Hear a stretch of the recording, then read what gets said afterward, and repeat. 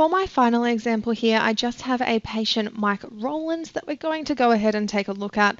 Jumping over to his ledger, we can see that he's come in on 3rd of June today, had a few item codes completed.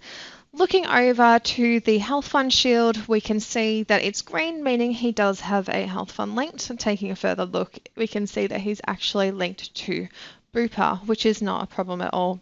Just going back to the ledger here, we can see that he has paid today's treatment off by EFTPOS, and there is absolutely no outstanding balance. His balance is $0 and he has nothing further to pay, which sounds absolutely perfect, and we shouldn't have to do anything further. However, and this is the most common situation that I come across, if we go to the home screen here, we can see that he's sitting there under unattached procedures. It's as if Ascend thinks we still have something more to do with this particular patient's account. You can see that it's prompting for us to create a claim, and if we go back to the ledger and then back to the patient walkout, you can see also if we go to the create claims that they're sitting there waiting for us to again create the claim. Now, this is a little tricky sometimes because, of course, this patient doesn't actually owe anything. There's nothing more to do. He has paid the full account using his EFTPOS card, which is perfectly okay. However, clicking onto each of these item codes, you can see that the bill to third party is switched on.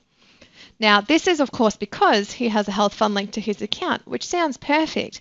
However, this patient today actually came in and forgot his health fund card, so he decided to pay the full amount by EFTPOS instead, which is a really common thing that a lot of patients do if they forget their health fund card.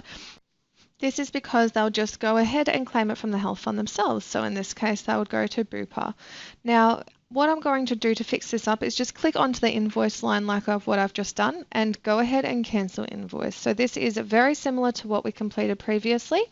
Once the invoice is cancelled, like I said before, it unlocks those item codes. So I can jump in, turn that bill to third party off, and I'll do that for all 3 of the item codes ready to go. So we'll save that and we'll do it for the final one as well. Again, this can be used also not only to bill to third party, switch it on or off, but if you need to edit the provider or date or anything like that as well.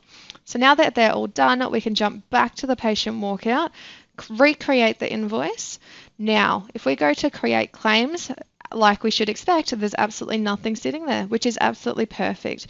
So now you can see that the EFTPOS payment is sitting there separated by the statement line, that big thick grey line there, and that's due to the fact that the invoice was cancelled. If we click on the unapplied credits in the top left and apply those credits, what it does is apply that EFTPOS payment back to those item codes, and it will keep it all together.